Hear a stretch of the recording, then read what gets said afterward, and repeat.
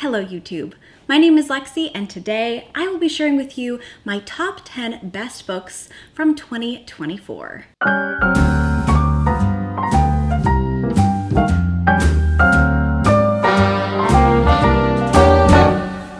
2024 was a really interesting year, and it was a great year for reading. I found so many new 5-star reads that actually making this list was pretty hard, but in the end, I think I feel really satisfied with my top 10, and I am super excited to share them with you today. Also, Kayla, if you're watching this, hi.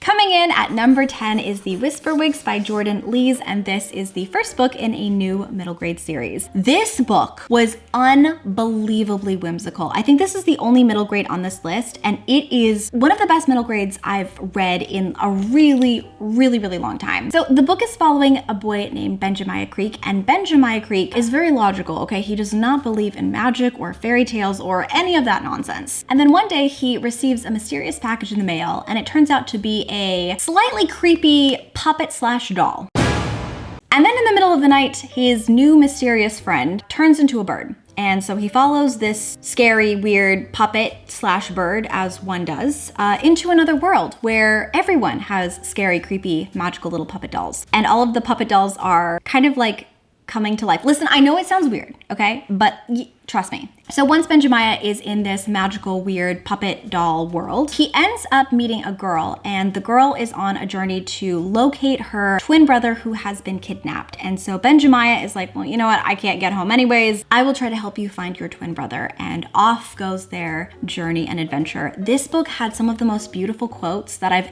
ever heard or read in my whole entire life. There is a quote in here about love, and it's just so beautiful. I think it's my favorite quote from any book I've maybe ever read, and I will read it to you right now. How much easier life would be without love. Love is beautiful until it isn't. Until we lose somebody or something, we put everything at risk for love. It's the great chance we take, and we do not always win. Think how brave it is to love a person as much as this person loved this person, when the risk is so great. Love is the very highest form of courage, but let me tell you, Benjamin, nobody in this world, your world, or any other would have it differently.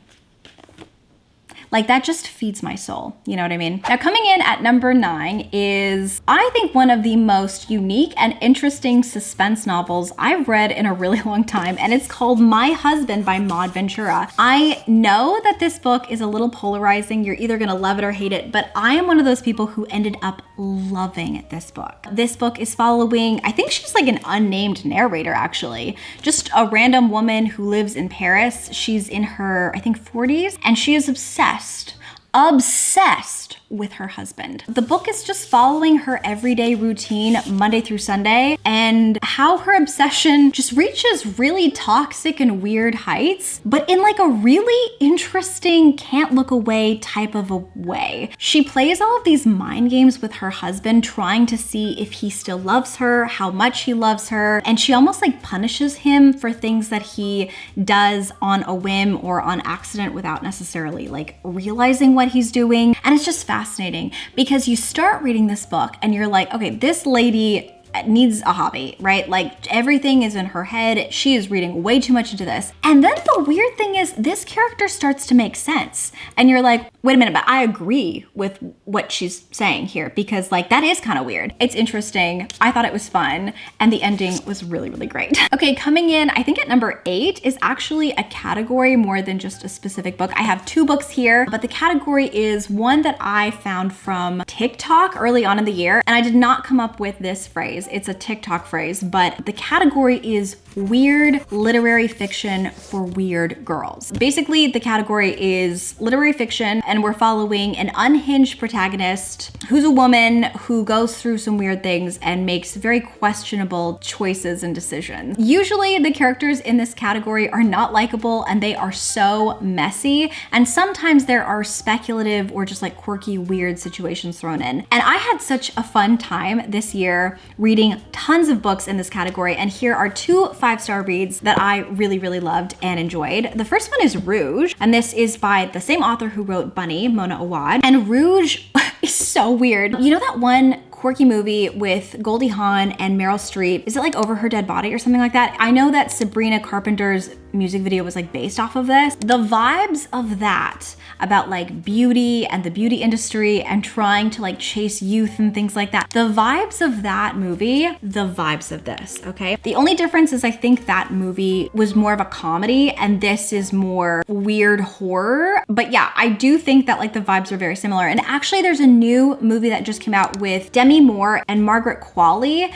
I feel like the vibes of that also kind of match the vibes of this. So this book is following Belle, and Belle goes back to California, I think when her mom passes away tragically. Belle is completely obsessed with beauty. Once she is there at her mom's funeral though, she's approached by a mysterious person who kind of like gives her a card and invites her to learn more about a group that her mom was a part of. And this group is obsessed with beauty. They are obsessed with youth. They are obsessed with staying young. And we kind of just see Belle and her involvement in this group as the book progresses. It was quirky, it was weird, it was wild, but also it had a lot of really, really great conversations, I think, on like society and our take on our obsession with beauty and how we really tend to throw away women after like a certain age. And I really enjoyed a lot of these conversations. I just thought it was really, really well done, but like done in a really weird way. And I think it's gonna have a very niche audience, just like I think Big Swiss is gonna have a really, really niche audience. So Big Swiss is by Jen Beacon, and this is a book with one of the most unlikable protagonists ever, but it's so messy that you cannot look away. The book is following Greta, and Greta is, I think, a little bit lost in life, honestly. She's trying to process some of her own trauma and her own things that she has gone through. She's working for a therapist and she is transcribing his sessions, and he's a sex therapist. One of the sessions that she is transcribing is following a woman who she names Big Swiss, and she ends up kind of like catching feelings for this woman just based off of her voice and the things that she says in these therapy sessions. And then one day, Greta hears Big Swiss's voice in real life at a dog park, and she decides in all of her infinite wisdom that she's gonna go up to Big Swiss, introduce herself, and then use all of the information that she has learned about her from her therapy sessions to see if she can get this woman to like her. Listen, it's unethical, it's weird, it's messy. It was so fascinating. You're not gonna like this character. She's a mess, but it's one of those things where you can't really look away. And also, I do feel like there were some really important and well done conversations about trauma and about how we process trauma. I thought it was really interesting, but again, you're not necessarily gonna like the main character. Coming in at number 7 is The Haunting of Hill House by Shirley Jackson. This is a classic. I ended up reading this with my patrons, with Gavin, and with all of his patrons for our October Gothic Tales and Cocktails live show and like Halloween party, and it was so much fun. So this book is very different apparently from the Netflix series. Fun fact, I actually can't watch scary movies at all. I can read them, but I can't watch them. So I wouldn't know how alike this is, but everyone has told me they're vastly different. But this book is following a group of people who all stay in a haunted house. Dr. Montague is a person who is convinced that paranormal activity and hauntings actually do occur. He wants to observe different subjects in a place that may be haunted and see if there is actually any evidence or proof that haunted places do in fact exist. And so he sends out sort of like a call basically to anyone who wants to be a subject, and after going through everyone, he chooses 2 women, Theodora and Eleanor. Also, Luke is present, who I think is related to the people who own The Haunting of Hill House, or just, it's just called Hill House. But anyways, I ate this up. Pick this up if you are a person who really loves atmospheric reads, but also you love books that really have a lot of psychological things going on. If you enjoy character dynamics and character studies and seeing how people interact, it was very well done. Also, just my personal opinion, but I felt like this book was very gay. There was one moment when I was reading this book and I was like, honestly, the only other Gothic book that I've read that felt more gay than this was The Picture of Dorian Gray by Oscar Wilde. And then literally Shirley Jackson just dropped Oscar Wilde's name. She like one of the main characters was just randomly talking about Oscar Wilde. And I was like, okay, I see what's going on. Coming in at number 6 is going to be When the World Tips Over by Jandy Nelson. This book took me on a very wild ride. There was actually certain moments in the book when I wasn't even sure if I liked what I was reading because it felt very, very sad and almost like slightly over the top with some of the dialogue. But the ending was so emotional and so well done that it ended up just fully winning me over and my heart over. And I thought it was brilliant and it had to go on this list. And Jandy Nelson is just a genius. When the World Tips Over is following a family, 3 siblings actually, and one of the main siblings does get into a car accident. And the book is following how everyone is coping with everything and their strange relationship to a girl who randomly pops into their life. It's kind of hard to go more into the plot other than that, but I will say that another major point of the plot is discovering the family's history. One of the things that I really, really enjoyed was just how far back a lot of the family history and the family lore went. I definitely feel that Jandy Nelson was greatly inspired by 100 Years of Solitude and also, I think, East of Eden by John Steinbeck. And so if either of those 2 books appeal to you, you might want to pick this up. I will say this felt much more adult than YA. I read YA and adult and middle grade all of the time, and I do actually think this should have been aged up a little bit into maybe like more of a new adult category. I don't know how to explain it. I just felt like the characters felt slightly older, and I felt like thematically a lot of the themes would be really, really well suited to a slightly older audience. If you pick up this book, just know that it is very, very sad. You're not gonna pick this up and like necessarily be happy, but it is so well done. The ending is emotional and fantastic. The writing is beautiful and lyrical and so Jandy Nelson in the best way possible. And I loved it and I sobbed my eyes out and I thought it was great. Okay, so coming in at number 5 is going to be Less, and this is by Andrew Sean Greer.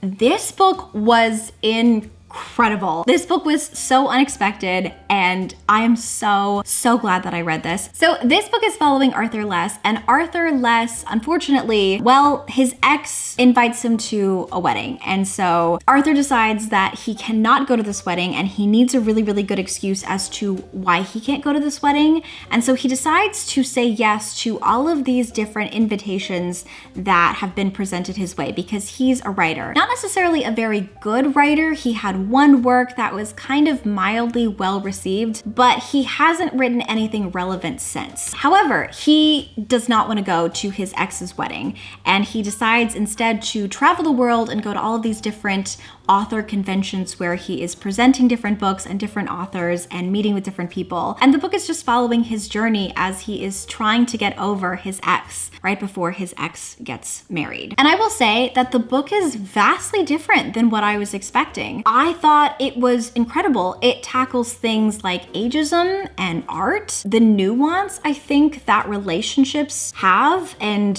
what defines a good relationship versus a failed relationship. It was beautiful. I thought it was really funny at times, really moving at times, and really, really important. And I'm so glad I read this book. Also, the ending was honestly perfect. Coming in at number 4 is going to be Carmilla, and this is by Joseph Sheridan Le Fanu. This book is everything to me, okay? I was not anticipating that I was even gonna like this book. I just decided to pick it up because I was going to read Dracula, and so many people have told me that before I read Dracula, I should read this book because this actually came out before Dracula. I was not expecting the obsession with this book to be so strong, but let me tell you, my friends, it is strong. So this book is following Laura, and Laura lives in kind of like a secluded mansion slash castle with her father, and she's kind of lonely. And she's actually supposed to be getting a companion or a friend to stay with her, but then at the last minute, something happens and that girl can't come and stay with Laura, and she's really sad about it until one day, conveniently, a carriage breaks down right in front of Laura's castle, and out pops Carmilla, the vampire who seems to be exactly her age. She doesn't know she's a vampire, obviously, though, but like it's not a spoiler. Carmilla is a vampire, so. It's good. The writing is good. The quotes are good. The pining is good. They are girlfriends. You cannot convince me that these two people are not girlfriends, and I ship them, okay? If you enjoyed Carmilla, or if you're looking for another vampire-esque book and you wanted to have dark academia vibes, I do recommend actually An Education in Malice by S.T. Gibson or St. Gibson. This book is adult and it's very, very different from this book. Very, very loose inspiration. It feels actually like an entirely different book, to be honest. But it is based off of Carmilla. I did give this 5 stars, and honestly, I feel like it deserves to be in my top 10 list as well. Some of the quotes in here are some of the most beautiful quotes I've ever heard in my life. And again, it's just a dark academia, sapphic, vampire-esque story. The writing was stunning, the quotes were beautiful, and again, if you like Carmilla, it is loosely inspired by Carmilla. Now, I'm gonna do a little bit of a disclaimer and say that number 2 and number 3, fully interchangeable. While I do have a top number 1 favorite book of the year, 2 and 3, I have gone back and forth with in the order again and again and again. So this next book is my 3rd favorite book, but also I think it's my 2nd favorite book too. I just keep going back and forth between the 2 books. But anyways, coming in at number 3 is going to be Stephen King's 11/22/63. This book is like, is it over 1,000? No, it's not quite over 1,000 pages, but it's close, okay? Let me tell you, I was very intimidated to read this book because of the amount of pages in it. However, I read the book in literally 48 hours. It is one of the most beautiful, amazing, fantastic, perfect stories I have ever had the privilege of reading in my entire life. This is not just a favorite book of 2024. This is officially a favorite book of all time. So this book is following Jake, and Jake is an English teacher. One day, his friend is like, hey Jake, would you like to see something cool? And then he shows Jake how to time travel. The time travel starts off being really simple, and then it kind of becomes more and more complex as the story progresses. But essentially, Jake joins this mission where he is trying to stop the assassination of JFK. So he goes back in time to basically try to prevent it from happening. But I will say that that is only the tiniest part of the plot. The book is a lot of things. It's an action adventure. It's a thrilling, scary book at times, but it's also a love story. And it's one of the most beautiful love stories I've ever had the privilege of reading in my entire life. If you only read one book from this list, I think it should probably be this one. Coming in at number 2, and one of the most interesting and unique stories I've ever read in my entire life, is gonna be When We Lost Our Heads by Heather O'Neill. This is an incredible read, and it's also one of the best books I've read in my entire life. Much like 11/22/63 is now just a favorite book in general of all time, not just of the year, so is this one. So this book takes place in 1873, and we are following a girl named Marie Antoine, and Marie Antoine has been gifted the privilege of essentially everything. She belongs to an obscenely wealthy family. Her father owns these sugar companies, and she's actually based off of Marie Antoinette. As she's growing up, she doesn't really feel like she has a match because all of these little girls all want to be her bestie, but she's bored with all of them. Nobody can really keep up with her, in her opinion, until she meets Sadie. Now, Sadie is wealthy, but her family is nowhere near as wealthy as Marie Antoine. However, she is every bit as clever and as intelligent, and she pushes Marie Antoine's buttons unlike anybody else. And she's also considered very, very beautiful. And so these two girls become fast best friends, I think when they're like 12 or 13 or something like that. And they become unbelievably obsessed with each other because no one else, in their opinion, can really like match their wit or their banter or their ideas or their creativity. However, these friends are toxic as They end up getting really jealous of each other. They get really jealous whenever anybody talks to the other person. They don't know if they want to be with each other, if they want to be each other, or if they just like hate each other. And it's just such an interesting dynamic. But also, that's just like one layer. The story also has all of these different storylines and connecting characters, and it's just so well done. There's a lot of themes in this book about classism and privilege, about wealth and power, and it's just so well done. I could not put this book down. It was so intelligent. It was so wonderful. It was so addicting to read. I was just completely blown away. And my number one favorite book for 2024 is Don't Let the Forest In by C.G. Drews. This is a YA horror, and it's also a love story, and it's literally everything to me. Now, I will say that this is a very, very niche book, whereas I feel like When We Lost Our Heads by Heather O'Neill might be universally loved by people who really enjoy literary fiction. And also 11/22/63 is just a fantastic book no matter who you are. I think that this particular book is going to be a little bit more niche in its audience. If you pick up the book, just know that it is very different. So you might not vibe with it quite on the same level as me,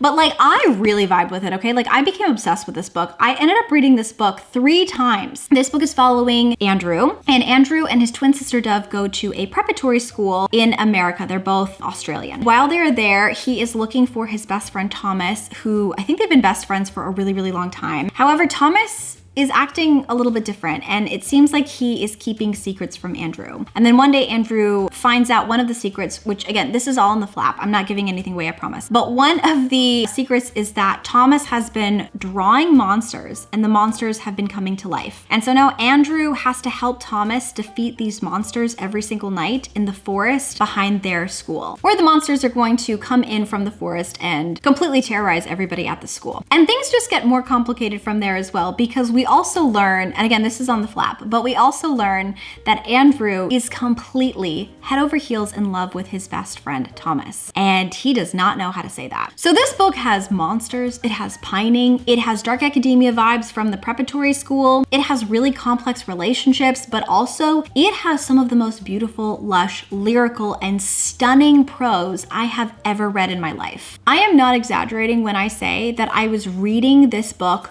sobbing. It was just one of the most stunning and wonderful books I've ever had the privilege of reading ever. And I was immediately sad when I finished it because I knew that I was not going to find a book that even came close to how I felt while reading this book for a really, really long time. To be honest, just even talking about it now, yeah, I want to reread it for a 4th time. And there you have it, everyone. Those are my top 10 best books of the year. And now that we're here, I would love to ask all of you, what was your #1 favorite book of the year? Please let me know. Please drop it down in a comment. And if you've made it to this point of the video, please leave me just like a book emoji, since it's like the top 10 favorite books of the year. A huge thank you to my patrons over in Fox and Wood also for supporting me. Thank you so much for your constant support and love. Thank you so much for watching. I appreciate you so much. And until next time, book lovers, keep your head in the clouds and your heart in a book.